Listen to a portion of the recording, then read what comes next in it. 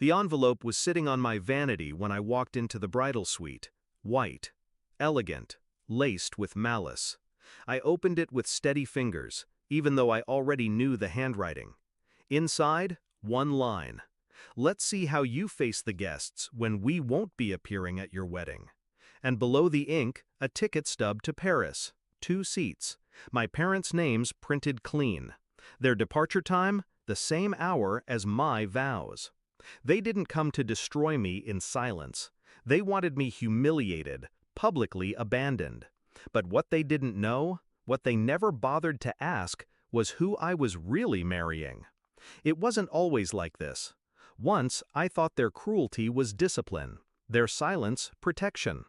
As a child, I waited at school gates long after the other parents had driven away. Birthdays passed with gifts forgotten in the mail. Praise was reserved for my brother, the chosen one, the golden son. He could fail and still be celebrated. I could win and still be invisible. Still, I carried hope.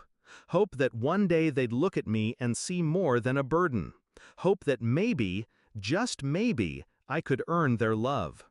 But by the time I found the envelope, hope had already rotted away. I saw the signs weeks before. Their clipped whispers over dinner. My mother's satisfied smirk when she asked about the wedding budget. My father's sudden interest in travel opportunities.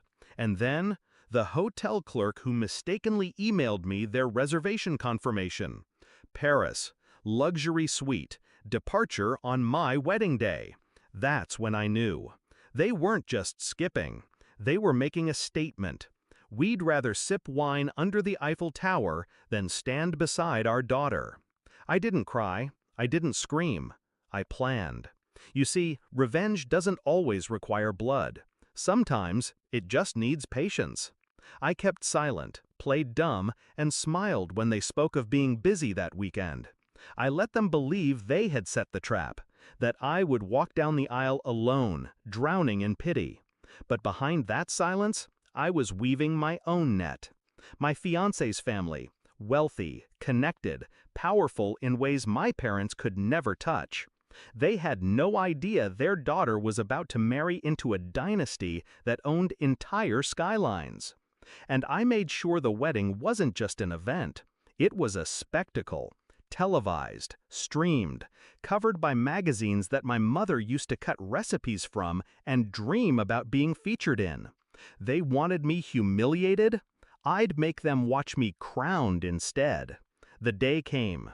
Cameras lined the aisle. Journalists whispered into microphones.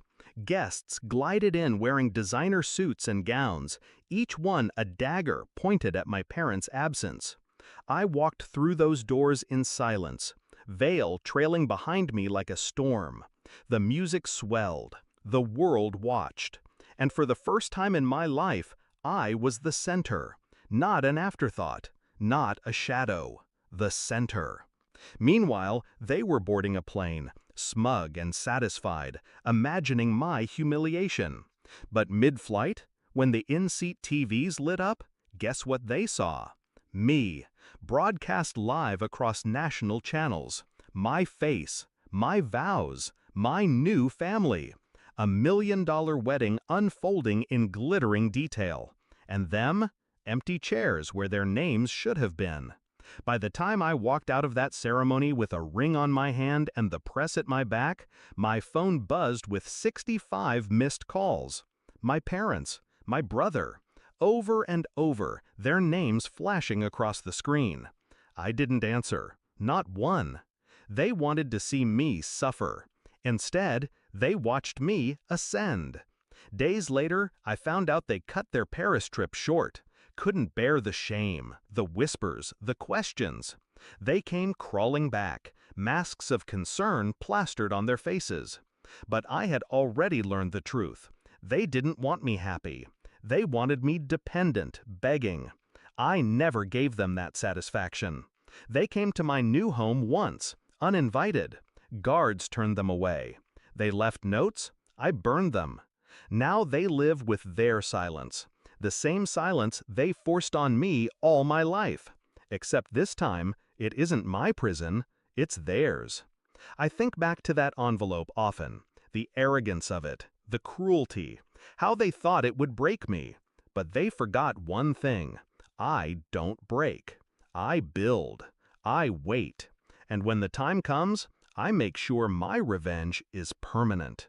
They'll never erase the image burned into their memories.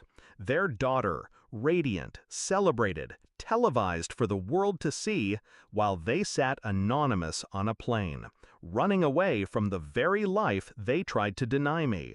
So yes, I ignored those 65 calls. I'll ignore the next 65 and every call after that, because my silence is louder than anything I could ever say. And in that silence, they finally hear the truth. They lost me. Forever.